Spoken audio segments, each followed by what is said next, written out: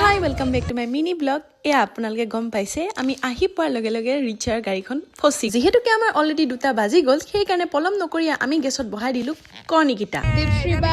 এইবিলাক bread butter jam এতিয়া তাই কাটিছে, আমি এইবিলাক কাম কৰাত লাগিছো আকৌ যাতে নফচে।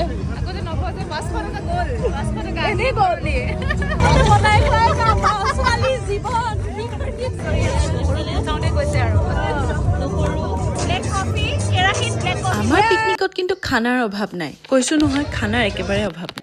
মানে কামৰ জোৰ একেবাৰে ছিঙিয়ে পেলালো। বিৰাজেও কিন্তু কফি বাকাত লাগি গৈছে দেই।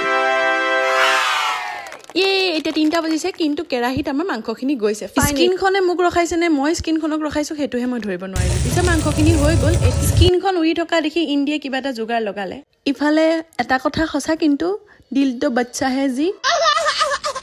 কিয় বা ক'লো বুজি পাইছেই চাগে, নহয়নে? মোৰ ছোৱালীজনীৰ আকৌ এটা হিডেন টেলেণ্ট আছে, য'তেই যাক দেখে একেবাৰে পুটুককে আঁকি দিয়ে। আঁকি দিলে নহয় ৰিচা একদম ফিদা। এইটো পিকনিক যদিও আমাৰ প্ৰথম আছিল, কিন্তু প্ৰথম যেন নালাগিল, কাৰণ আমি ইমান বেছি মস্তি কৰিলো আৰু কোনেও কাকো সহায় নকৰাকে থকা নাই, চবেই সকলোকে সহায় কৰে। বিৰাজে হাঁহ বনাই আছিলে আৰু আমি তাক জোকাই আছিলো, কাৰণ টেষ্ট কৰিবলৈ ৰিচাকহে দিছিলে। একেবাৰে শেষত পৰিৱেশটো চালো আৰু অকণমান ডেন্স কৰিলো আৰু খানা পিনা খাই ঘৰলৈ আহিলো। বহুত বেছি ভাল লাগিলে। সকলোকে নতুন বছৰৰ শুভেচ্ছা জনালো। Bye bye.